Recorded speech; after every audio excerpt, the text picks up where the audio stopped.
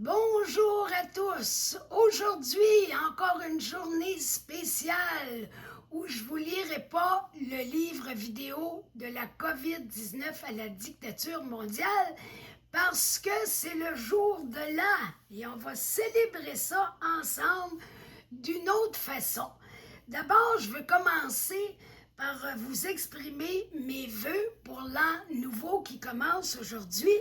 Je vais vous lire tout simplement ce que j'ai écrit sur ma page Facebook.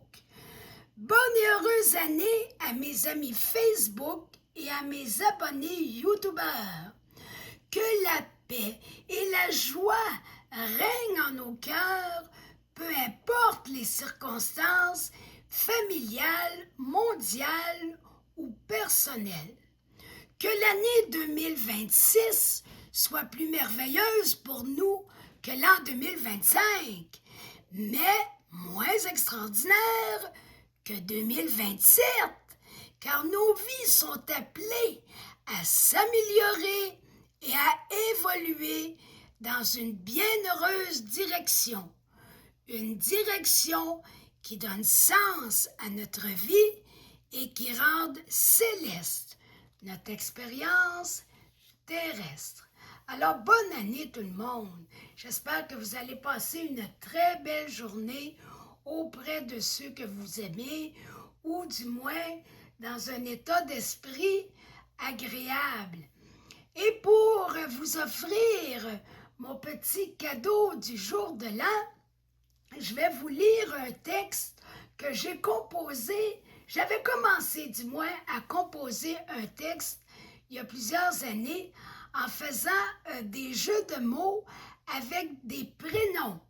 Et ça raconte l'histoire d'un jeune couple. C'est le début de leur histoire d'amour qui commence à la messe de minuit. Et puis, il y a plein de jeux de mots, comme je vous disais. Et vous allez les voir parce que je les ai mis en caractère gras. Alors, je vous montre ça tout de suite. J'ai amélioré l'histoire hier soir. Je l'ai organisée pour qu'elle soit meilleure, plus agréable. Alors, vous voyez les prénoms en caractère gras. Et je vous lis tout de suite l'histoire. Et c'est comme si c'était moi, là, la jeune femme. Et parce que je dis voilà, on commence. Le gai temps des fêtes. L'archange Gabriel annonça à la Sainte Vierge qu'elle deviendrait l'auguste Mère de Dieu. Le Seigneur la considérant si modeste et angélique. Dans son âme, blanche comme neige, elle devint dès ce jour la reine des cieux. Depuis ce temps, lors du gai temps des fêtes, certains amoureux se marient en souvenir du jour où Dieu donna son Fils au monde. C'est une si belle histoire qu'elle marque même les cœurs de pierre ou les durs comme roc.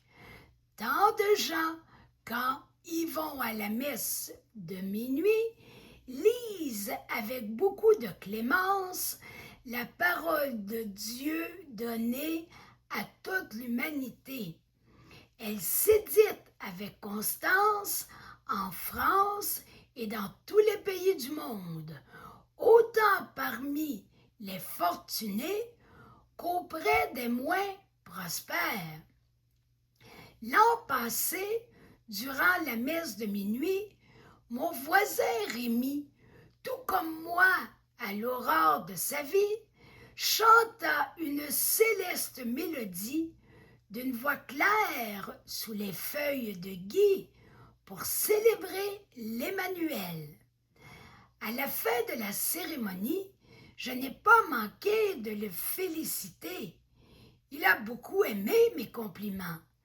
Malgré qu'il semblait clément, dans son cœur, il pleurait comme une madeleine, car il me confia, candide comme une colombe, qu'il se sentait triste en grand, loin de sa famille habitant l'Angleterre.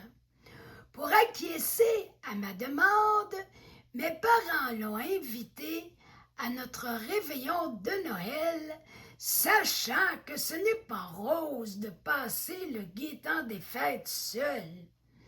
Arrivé à la maison, nous lui avons offert un vin sans alcool et des olives. Ensuite, nous avons dégusté ensemble notre bon filet de sole amandine, assaisonné de feuilles de laurier et de marjolaine, sans oublier notre fameux gâteau Saint-Honoré comme dessert. Dans la prudence, j'ai créé un lien avec lui, espérant devenir un jour sa Valentine, car je le sentais fidèle à Dieu et rempli de grâce. À l'octave de Noël, pour le jour de l'an, j'osais encore l'inviter pour une fête familiale dans le milieu urbain qui est le nôtre. Dans un léger réflexe d'orgueil, en bon anglophone qu'il est, il ne me répondit ni oui ni non, mais no way! Mais finalement, sachant lire en mon cœur comme dans un grand manuel ouvert, il changea rapidement d'idée, car il pressentait déjà que je l'aimais énormément. Un an plus tard, je vous annonce dans la joie que nous nous marions à la vigile pascale sous les rameaux d'olivier.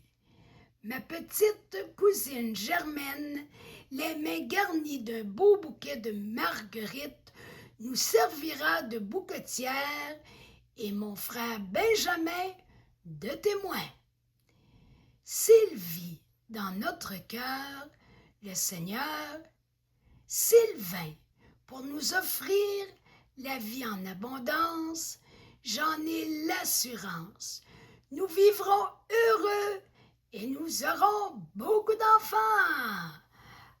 Alors, bonne journée à tous et on se retrouve très bientôt pour continuer la lecture du livre de la dictature mondiale.